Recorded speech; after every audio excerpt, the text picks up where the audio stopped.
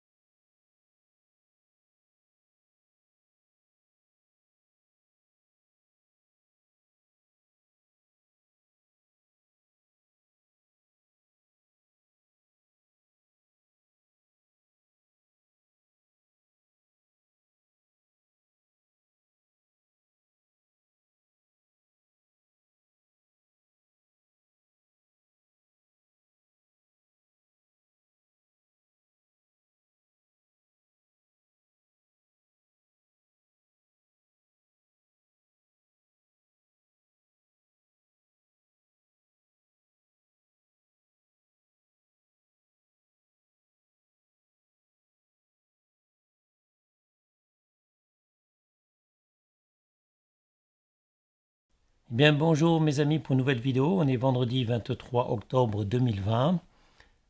Ça enregistre. Donc je disais, on est vendredi 23 octobre 2020.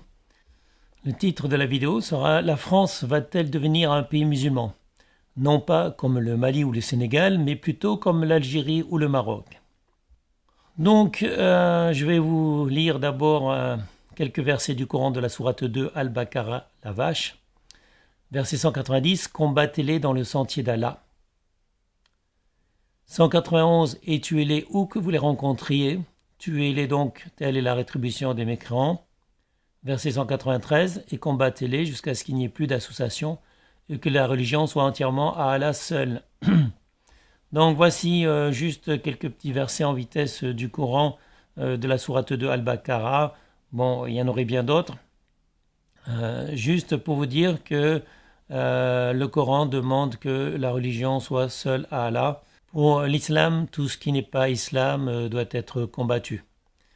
Il y a un terme qui s'appelle koufr, c'est un terme arabe qui signifie mécrance, incroyance, athéisme, refus. Dans l'islam, il s'emploie à propos de toute croyance autre que l'islam, de l'athéisme et de l'apostasie.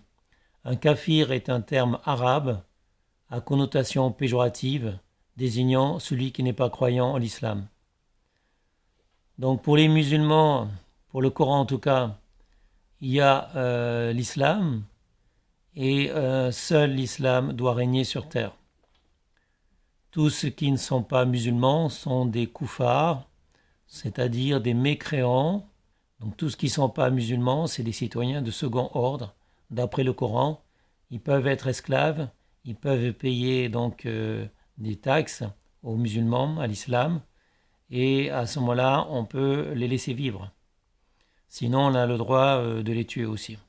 Après la décapitation de Samuel Paty, des enseignants français constatent auprès du Parisien avec amertume qu'au nom de la religion, certains élèves renoncent catégoriquement à se plier aux valeurs républicaines. Indignés par le meurtre sanglant de leur collègue Samuel Paty, plusieurs enseignants évoquent leur propre expérience, déplorent aux Parisiens le fait que certains de leurs élèves, issus du milieu musulman, contestent ouvertement la laïcité, alors que la hiérarchie de l'école préfère fermer les yeux sur ce qui se passe. D'après Bruno, professeur d'histoire-géographie en Île-de-France, il y a des jeunes qui écoutent plus des imams de quartier que leurs enseignants. Ainsi, un élève était persuadé que c'était des émigrés musulmans qui avaient construit les cathédrales de France. Les profs continueront d'être seuls. Bruno n'est pas le seul qui dénonce le fait que la hiérarchie préfère ignorer le problème. Arnaud, professeur de lettres dans le Val-de-Marne, se rappelle d'élèves qui, lors d'une visite au lycée Henri IV, ont décidé d'en sortir lorsqu'il a expliqué que c'était un ancien couvent. Il ne voulait pas non plus admirer les grands orgues de l'église Saint-Étienne-du-Mont. Toutefois, de retour dans son lycée, la proviseure lui a répondu qu'il ne fallait pas s'en offusquer. Bruno Modica, porte-parole de l'association professionnelle de profs d'histoire géo, Clignot-Notes, qui enseigne à Béziers dans l'Hérault, estime que les profs continueront d'être seuls malgré les promesses du ministre. Il estime que depuis 1991, où remonte son premier signalement pour radicalisation, la consigne n'a pas changé. On a fait le choix de tout mettre sous le tapis, a-t-il conclu. Voilà, mes amis, beaucoup préfèrent ignorer ce qui se passe dans les écoles françaises. Je pense que malgré la décapitation de Samuel Paty, rien ne changera. Le gouvernement prendra peut-être quelques mesurettes, mais cela n'empêchera pas l'islamisation de la France de continuer. Donc, on préfère fermer les yeux, que ce soit les médias, que ce soit les partis politiques. On ne veut pas parler de l'islamisation de la France. J'ai écrit un livre il y a quelques années sur l'islamisation de la France et on me l'a reproché. On m'a beaucoup reproché, surtout la gauche, d'avoir évoqué l'islamisation de la France. C'est quelque chose qu'il ne faut pas parler. Il ne faut pas parler du fait que la France est en train de devenir un pays musulman. Les élèves dans les écoles françaises ne veulent plus dire le mot cochon. Le cochon devient un sujet délicat, il ne faut plus en parler. On a du mal à en trouver dans certains endroits de France, surtout dans le 93, mais pas que, parce que tous les commerces de bouche, la restauration est devenue halal. Si vous voulez du riz cantonné avec du cochon dans un restaurant japonais ou chinois, vous devez dire « je ne suis pas musulman, je veux bien avec du cochon, s'il vous plaît ». Voilà, mes amis. Trouver du cochon devient de plus en plus difficile.